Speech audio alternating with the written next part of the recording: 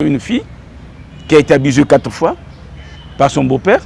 Monsieur Alfred Satou lance un SOS pour ces 2 filles qui, selon son témoignage, ont subi des abus sexuels de la part de leur beau-père et qui continuent malheureusement d'être menacées aujourd'hui. Il y a mes 2 filles qui sont en danger. En danger de mort parce que vite, je suis rentré avant-hier d'urgence parce que le monsieur, c'est un violeur, un prédateur sexuel. Après avoir violé 3 personnes, la dernière, c'est ma fille.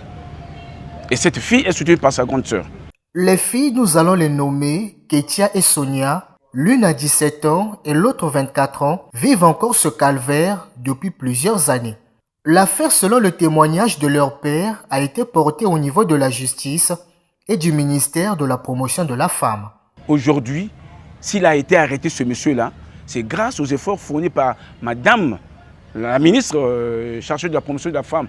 Mais étant à Pointe-Noire, et on m'appelle que le monsieur a été relaxé.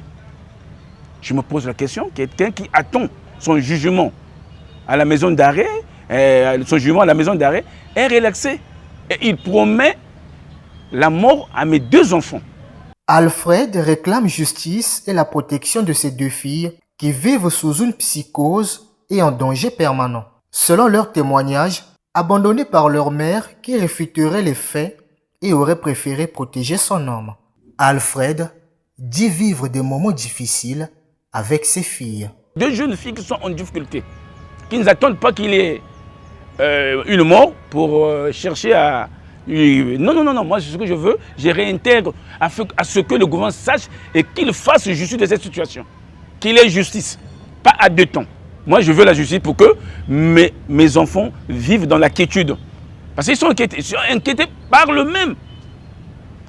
C'est comme un assassin qui veut revenir sur le lieu de son crime.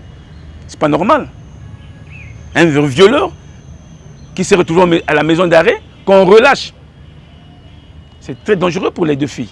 Vraiment, ayez pitié, voyez cette situation. Si ces accusations sont avérées, ce serait la énième fois que ces actes d'abus sexuels se multiplient, mais malheureusement, plusieurs victimes par crainte de représailles et d'autres pesanteurs gardent le silence jusqu'aujourd'hui.